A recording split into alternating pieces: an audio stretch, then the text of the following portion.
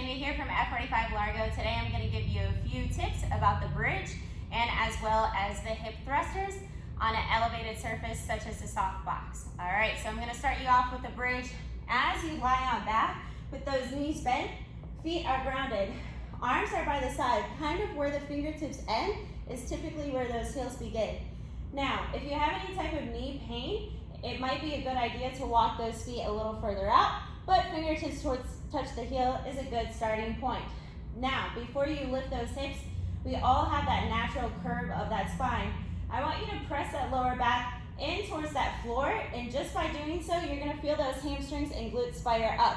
Now, these are the proper muscles that we wanna use for that bridge. Now, once we press that lower back in towards that floor, then we can send those hips nice and high. You always wanna make sure too that the front core is engaged so that we're not dumping any of the load into the lower back, but we're still using primarily the glutes and those hamstrings to kind of help along the way to lift those hips nice and high to the sky.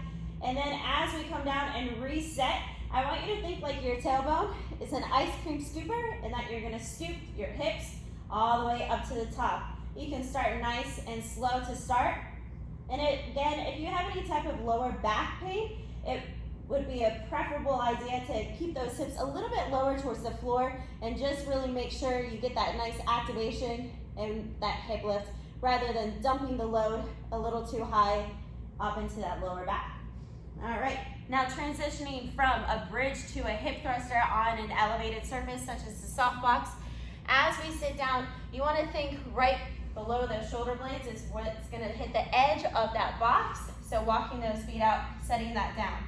Now, within this hip thruster, what tends to happen is that you use momentum of the torso to lift those hips. You want to make sure that those heels and knees are in line at the top, so making sure your feet aren't too far in or too far forward. Once that is good, again, you do not want to use momentum. So I want you to look at something right in front of that body. It'll inhibit any type of motion from that upper thoracic spine. You can place the hands behind the head, lower those hips, allow the muscles to stretch out, and then again, contract the glutes and the hamstrings, lengthening out that lower back, and then driving those hip bones nice and high. So down, contract, and lift. Again, making sure that your eyesight is straight ahead.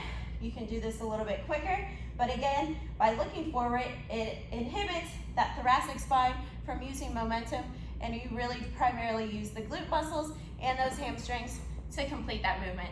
All right, guys, I hope you try it out. Have a fantastic day.